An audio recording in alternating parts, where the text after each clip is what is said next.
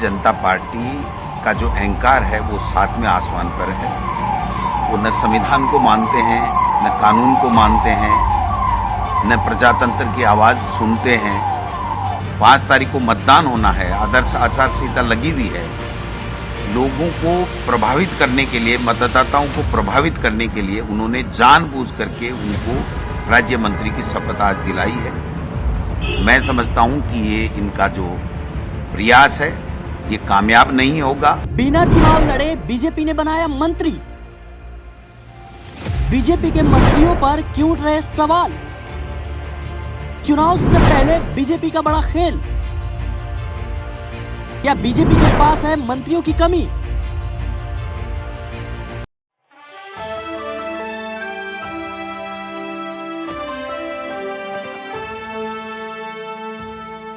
नमस्कार, आप देख रहे हैं नेक्स्ट 9 पॉलिटिकल बाइट। मैं हूं आपके साथ सिराज। आज बात करेंगे राजस्थान की। राजस्थान में इस समय जो है राजनीति पूरी तरीके से गरमाई हुई है और कहीं ना कहीं अब कांग्रेस लगातार बीजेपी को निशाना साधती हुई नजर आ रही है और जवाबदेही भी बनती देखी जा रही है। लेकिन क्या संविधान इसकी इजाजत देता है? आखिर ये कितना सही है और कितना गलत? ये तमाम सवालों के जवाब आज हम अपने सहयोगी अमन सर से जानने का प्रयास करेंगे कि आखिर जिस तरीके से सुरेंद्र पाल सिंह को जो है राज्य मंत्री बना दिया गया है और राजस्थान की सरकार यानी बीजेपी सरकार में किस तरीके से सर देख रहे हैं आप? देखिए बिल्कुल सिराज, और ये कोई पहली बार नहीं है मैं कहूँगा, क्योंकि देखिए संविधान इसकी अनुमति देता है। क्योंकि अगर आप देखें उत्तराखंड के जो सीएम हैं धामी, पुष्कर धामी, वो चुनाव हार जाते हैं लेकिन मुख्यमंत्री बनते हैं। लेकिन हाँ ये है कि अगले 6 महीने के अंदर आपको चुनाव जीतना पड़ता है और वो जो है जीत कर आपका जो पद है वो कंटिन्यू रहता है। अगर आप हार जाते हैं चुनाव तो आपसे वो पद वापस ले लिया जाता है। तो ये एक प्रोसेस है। लेकिन जिस तरह से हम राजस्थान को देखते हैं तो वहाँ पर जो बीजेपी का संख्या वाले 115 के आसपास उनके पास सीटें हैं, कह सकते हैं कि विधायक हैं, उसके बावजूद भी उनको एक ऐसे आदमी का इंतजार करना पड़े जो अभी चुनाव नहीं लड़ा है। आने वाले 5 या 6 को चुनाव होने वाला है, उसमें वो चुनाव लड़ेंगे, उपचुनाव में उसमें जीतेंगे। तो ये पूरे का पूरा प्रोसेस करने की जरूरत है। आखिर बीजेपी को क्यों आन पड़ी? सबसे बड़ा सवाल सिराज मैं सोचता हूँ ये है, क्योंकि अगर आप देखें तो बाबा बालकनाथ का नाम सबसे अधिक चर्चाओं में था। उनको मंत्री बनाए जाने के लेकर सबसे ज़्यादा खबर थी और बाल मुकुंद को लेकर सबसे अधिक चर्चा थी कि भाई भगवा लहराया जाएगा राजस्थान के अंदर। ये जो है अहम कह सकते हैं पदों पर बैठते हुए नजर आएंगे। बाबा बालकनाथ के बारे में तो ये तक कहा जा रहा था कि जब उन्होंने इस्तीफा दिया कि भाई अब इनका नाम मुख्यमंत्री बनने को लेकर कन्फर्म हो गया। लेकिन देखिए उनको एक मंत्रालय तक भी नहीं दिया गया। तो ऐसे में बीजेपी क्या सोच रही है, क्या करना चाहती है, किस मंसूबे के साथ में वो आगे बढ़ना चाहती है राजस्थान में? अब किसी को भी ये हैरान कर रहा है, हर किसी को भी ये सोचने पर मजबूर भी कर रहा है कि आखिर बीजेपी की जो मंशा है, प्लानिंग है, वो किस तरीके की है, क्या वो चाहती है। क्योंकि सबसे ज्यादा जो चर्चाओं में थे वो बाबा बालकनाथ थे और ये लगातार माना जा रहा था कि उनसे बड़ा इस समय चेहरा बीजेपी के लिए राजस्थान में कोई दूसरा नहीं है राज्य के अलावा अगर बात की जाए। लेकिन उसके बावजूद भी उनको कुछ नहीं मिलना, कुछ उनके पल्ले में नहीं आना, कुछ भी उनके हाथों में नहीं आना, ये बताता है कि क्या बीजेपी ने उनको दरकिनार कर दिया है। और आपने देखा भी होगा कि बाल मुकुंद किस तरह से लगातार बयानबाजी करते हुए नजर आ रहे थे, चाहे मीट का मसला हो, चाहे दूसरी चीज़ों को लेकर जो है बातचीत हो, लगातार वो मुखर होते हुए दिखाई पड़ रहे थे। लेकिन उसके बावजूद भी उनके हाथे कुछ भी नहीं लगा। तो ये सवाल अब उठते हैं कि आखिर यहाँ से जो बीजेपी है वो क्या चाहती है। राज्यों को लेकर भी एक संभावना थी कि क्या उनको कोई बड़ा ओहदा भी मिल सकता है, लेकिन वो भी उनके हाथ में कुछ नहीं आया। और ये भी कहा जा रहा है कि उनको जो खेमे के जो विधायक हैं उनको भी कोई बहुत अच्छे मंत्रालय नहीं मिले। तो ऐसे में बीजेपी ने क्या फिलहाल ये 2024 के लिए सारी रणनीति बनाई है कि चलिए अभी पूरा मामला टालते हैं, 2024 के बाद हम कुछ और करेंगे। क्योंकि अगर आप देखें सिराज ठीक से तो लगभग 1 महीने के बाद कहीं जाकर मंत्रिमंडल का गठन होता है, मंत्रालय बढ़ते हैं। तो ये बताता है अपने आप में कि किस तरह से बीजेपी उलझी हुई है, उलझनों में लगातार फंसी हुई है और इसको निपटाने के लिए बीजेपी ने ये कदम उठाया है। जी बिल्कुल, कहीं ना कहीं राजस्थान की सियासत इस समय सबकी समझ से बाहर है, क्योंकि वहां पे बीजेपी को जीत मिली है और सरकार बनाई। लेकिन सरकार बनने के बावजूद भी का 1 हफ्ते का समय लगा मुख्यमंत्री का चेहरा कहीं ना कहीं घोषित करने में और उसके बाद से करीब 1 महीने का वक्त लगा मंत्रिमंडल विस्तार में। लेकिन खबर पर एक बार जरा नजर डाल लेते हैं और कुछ बिंदु हैं उन पर हम चर्चा करते हैं। जैसे सुरेंद्र पाल सिंह टीटी को जो है भजनलाल सरकार में राज्य मंत्री बनाया गया है, क्योंकि सुरेंद्र पाल सिंह चुनाव जीतने से पहले ही मंत्री बन गए हैं और उनके ऊपर इसी बात को लेकर लगातार सवाल उठाए जा रहे हैं। जयपुर स्थित राजभवन में सुरेंद्र पाल सिंह ने पद और गोपनीयता की शपथ ली। सुरेंद्र पाल सिंह श्री करणपुर विधानसभा सीट पर होने वाले उपचुनाव में बीजेपी के उम्मीदवार हैं। ये श्री गंगानगर जिले की वही सीट है जिस पर 25 नवंबर को चुनाव नहीं हुआ था। बता दें कि लेकिन कुन्नर का 15 नवंबर को निधन हो गया था, जो कि कांग्रेस से विधायक हैं और इस बार भी उन्हें इसी विधानसभा सीट है वहां से टिकट दिया गया था, लेकिन कहीं ना कहीं अब उनका निधन हो गया। उसके बाद से जो है अब यहाँ पे जो है श्री करणपुर विधानसभा सीट पर 5 जनवरी को चुनाव है, लेकिन उससे पहले ही जो है कहीं ना कहीं वो मंत्री बन गए हैं। इसको लेकर लगातार जो है अब उन पर सवाल उठ रहे हैं। लेकिन सर, जिस तरीके से मंत्रिमंडल विस्तार में काफी ज्यादा वक्त लगा, बाबा बालकनाथ की भी चर्चाएं हो रही थी कि वो शायद गृह मंत्री भी बन सकते हैं। जिस तरीके से वो बयान दे रहे थे कि अब राजस्थान में गुंडों की खैर नहीं है, लेकिन उन्हीं पर उल्टा जो है 2 FIR दर्ज हो गए हैं। क्या इस बात को दर्शाना चाहते थे कि सरकार हमारी है तो गुंडागर्दी भी हमारी चलेगी? देखिए बिल्कुल, और मैं पहले ही आपसे कह रहा हूँ जिस तरह से बयान निकलकर इनके सामने आ रहे थे, लगातार जो है कह सकते हैं बड़बोला अंदाज इनका दिखाई पड़ रहा था लोगों को, और ये कहीं ना कहीं मुझे लगता है कि बीजेपी ने भी सोचा समझा होगा कि कहीं ऐसा ना हो कि इनको अगर मंत्री पद दिया जाए तो कहीं इनके बड़बोले जो बयान है वो कहीं माहौल ना खराब कर दें, क्योंकि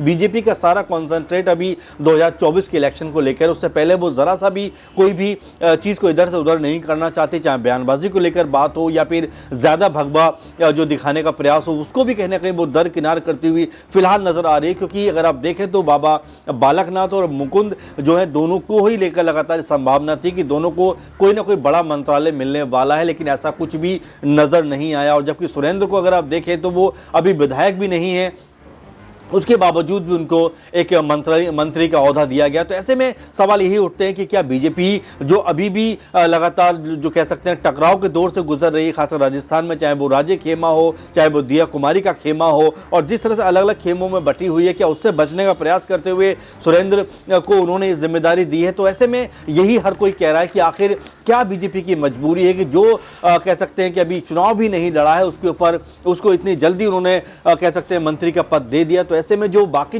जीते हुए विधायक है उन्होंने जरूर इसके ऊपर कहीं ना कहीं उनके दिल में मलाल रहा होगा कि हमें जीतने के बावजूद भी दरकिनार किया जा रहा है। और एक ऐसा शख्स जो भी चुनाव भी नहीं लड़ा है, आने वाले चुनाव में हो सकता है उसकी हार भी हो जाए, ऐसा नहीं है कि उसकी जीती होगी। तो ऐसे में जो कयासबाजी है उसको लेकर बीजेपी ने इस तरह से काम क्यों किया? क्योंकि अगर उनको मुख्य जो मंत्री बनाना ही था तो इतने सारे विधायक जीते हुए थे, इन्हीं में से कोई एक नाम आता। लेकिन अगर आप देखें तो 115 के आसपास बीजेपी ने जो है यहाँ पर सीटें जीती हुई और 30 कह सकते हैं कि यहाँ पर जो है मंत्री बनने थे, इसमें मुख्यमंत्री को लगाकर। तो क्या इन 115 में से उनके पास कोई भी एक ऐसा चेहरा नहीं था जिसको ये वाला मंत्रालय दिया जाता? तो ये कहीं ना कहीं सवाल खड़े कर रहा है और साथ में ये भी बता रहा है कि क्या बीजेपी अब जो एक तरीके से भगवा की जो राजनीति है उसको थोड़ा सा दरकिनार करना चाहती है? कहीं वो ये तो नहीं सोच रही कि अगर ज़्यादा हम उनको तवज्जो देंगे, ज़्यादा उनके ऊपर अगर हम जो है भरोसा जताएंगे तो कहीं इनके बयान, इनकी जो एक्टिविटी है जो बीजेपी के लिए कहीं 2024 के लिए माहौल ना खराब कर दे? मुझे लगता है इसीलिए इनको इस मंत्रिमंडल से दूर सिराज रखा गया है। भारतीय जनता पार्टी का जो अहंकार है वो 7वें आसमान पर है। वो न संविधान को मानते हैं, न कानून को मानते हैं, न प्रजातंत्र की आवाज़ सुनते हैं। आपने लोकसभा में भी देखा होगा किस प्रकार 140 से ज़्यादा सांसदों को निकाल दिया गया, उनकी बात नहीं सुनी गई। और आज तो उनके अहंकार की पराकाष्ठा है। चलते चुनाव में 5 तारीख को श्री करणपुर का चुनाव है, वहां पर भारतीय जनता पार्टी के प्रत्याशी श्री सुरेंद्र पाल टीटी साहब हैं। 5 तारीख को मतदान होना है, आदर्श आचार संहिता लगी हुई है। लोगों को प्रभावित करने के लिए, मतदाताओं को प्रभावित करने के लिए उन्होंने जानबूझ करके उनको राज्य मंत्री की शपथ आज दिलाई है। मैं समझता हूं कि ये इनका जो प्रयास है ये कामयाब नहीं होगा, लेकिन हमें आपत्ति है। कांग्रेस पार्टी इसकी चुनाव आयोग में शिकायत भी करेगी, आवश्यकता पड़ी तो माननीय उच्च न्यायालय में भी हम लोग जाएंगे। जी बिल्कुल, कहीं ना कहीं। लेकिन सर, मैं आपसे एक आखिरी सवाल पूछना चाहूंगा कि एक तरफ वसुंधरा राजे जैसी कद्दावर नेता, उनको सीएम नहीं बनाया गया, वहीं दूसरी तरफ उनके विधायक भी होंगे जो पद की मांग करते होंगे, वहीं एक तरफ जो है सुरेंद्र पाल सिंह जो कि अभी चुनाव लड़े भी नहीं है और उनको मंत्री बना दिया गया है। और ऐसे में राजस्थान के चुनाव में जो है 4 बाबाओं को उतारना और एक तरफ भजन लाल शर्मा जो पहली बार विधायक बने थे और सीधा उनको मुख्यमंत्री के पद पर बैठा देना, और कहीं ना कहीं बीजेपी की राजनीति एक अलग दिशा में ले जा रही है कि इसके पीछे की मंशा क्या हो सकती है? देखिए बिल्कुल सिराज, और देखा जाए तो लगभग तीनों ही राज्य जो महत्वपूर्ण राज्य थे, जो हिंदी बेल्ट के राज्य थे, चाहे वो मध्य प्रदेश हो या छत्तीसगढ़ हो या फिर राजस्थान हो, वहाँ पर एकदम कह सकते हैं नौसिखिया जो मुख्यमंत्री बना दिए गए, क्योंकि इससे पहले उनके पास अनुभव नहीं है। जबकि अगर आप देखें तीनों ही राज्य में बीजेपी के पास, चाहे बसनों राज्य हो राजस्थान में या मध्य प्रदेश में शिवराज सिंह चौहान हो या छत्तीसगढ़ में रमन सिंह हो, तीनों के पास में एक्सपीरियंस है, 2-2, 3-3 बार, 4-4 बार तक मुख्यमंत्री रह चुके हैं। तो ऐसे में बीजेपी का ये फैसला ही पहली बार सबके गले नहीं उतरा कि आखिर बीजेपी क्या करना चाहती है। चलिए आपने भजन लाल शर्मा को मुख्यमंत्री बना दिया, लेकिन क्या राज्य की आपने जो कह सकते हैं पैठ है, उनकी जो ताकत है, उसको कम करने का प्रयास किया? क्योंकि बिल्कुल मैं सहमत हूं आपसे कि इतने सारे ऑप्शन होने के बावजूद भी अगर आप देखें तो जब बीजेपी राजस्थान में जीत कर आई, उस समय के हिसाब से अगर आप देखें तो 3 तारीख को रिजल्ट आया, उसके बाद 4-5 तारीख को ही तमाम सारे विधायक यानी कि 60, 70, 75 विधायक जो है वो राज्य के घर में नजर आते हैं। तो आप समझिए कितनी बड़ी उनकी वहां पर पूछ है, कितनी बड़ी उनकी ताकत है, लेकिन उसके बावजूद भी बीजेपी ने मुख्यमंत्री भजन लाल शर्मा को बना दिया। तो ये कई तरह की चीजों को कहने का, क्या अगर सुरेंद्र सिंह अपनी सीट से चुनाव हार जाते हैं तो क्या फिर उनको मंत्री पद से हटना? जी बिल्कुल। और देखिए किरकिरी भी इसमें बीजेपी कहीं ना कहीं होगी। बीजेपी के ऊपर ये फिर आरोप लगेगा कि जो अलोकप्रिय चेहरा था, यानी कि जो सरकार में रहते हुए अगर वो चुनाव हार जाए तो अपने आप में सबसे कह सकते हैं कि खराब बात होगी, खराब स्थिति होगी बीजेपी के लिए। और बीजेपी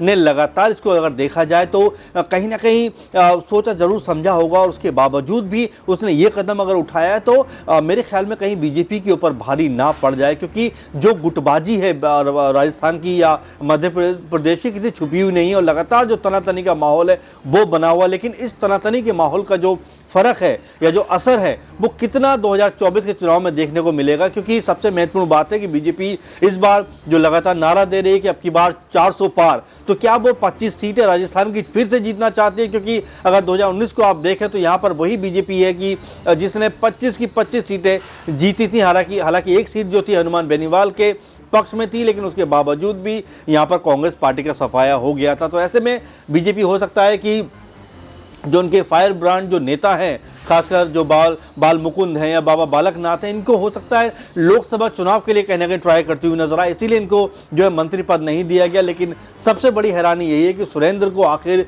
विधायक बनाने से पहले मंत्री पद दिया जाना किस तरह की रणनीति है, क्या करना चाहती है बीजेपी, ये सबकी समझ से परे है। लेकिन बीजेपी की जो रणनीति है वो मुझे ऐसा लगता है कि फिलहाल जो सबको साथ लेकर चलने की है, ताकि सब गुटों में, यानी कि जो अलग अलग गुटों में बीजेपी कहीं ना कहीं राजस्थान में बटी हुई दिखाई पड़ती है, वो एक साथ चल सकें और एक साथ आगे बढ़ सकें, और इससे बीजेपी को 2019 को रिपीट करने में मदद मिल सके। जी बिल्कुल, कहीं ना कहीं आपने देखा कि किस तरीके से बीजेपी जो है खास तौर पे अपने मंत्रिमंडल विस्तार को लेकर और सीएम चेहरे को घोषित करने को लेकर एक तरफ शिवराज सिंह चौहान जैसे बड़े नेता, वसुंधरा राजे जैसे बड़े नेताओं को दरकिनार कर कहीं ना कहीं पहली बार विधायक बने भजन लाल शर्मा को भी मुख्यमंत्री बनाया गया, मोहन सिंह यादव को मध्य प्रदेश में बनाया गया। तो ये सवाल कहीं ना कहीं बीजेपी की राजनीति में उठ रहे हैं, और बीजेपी निश्चित रूप से एक बड़ी पार्टी है, और कहीं ना कहीं अब जिस तरीके से बिना चुनाव लड़े उन्हें मंत्री बनाया गया, इसको लेकर भी काफी ज्यादा बीजेपी पर अब हमले हो रहे हैं। लेकिन आपको समझना होगा कि अब जो है सुरेंद्र सिंह को आने वाले जो चुनाव है उसमें जीत दर्ज करनी होगी, नहीं तो उनको 6 महीने के अंदर मंत्री पद छोड़ना होगा। हालांकि जिस तरीके से अभी बीजेपी राजनीति चल रही है, कहीं ना कहीं देश के बड़े बड़े जो राजनीतिकार हैं उनकी समझ से भी अभी परे नजर आ रहा है। इस खबर को लेकर आप क्या सोचते हैं हमें कमेंट बॉक्स में जरूर बताएं। देश और दुनिया की तमाम खबरों के लिए बने रहें नेक्स्ट 9 पॉलिटिकल बाइट के साथ।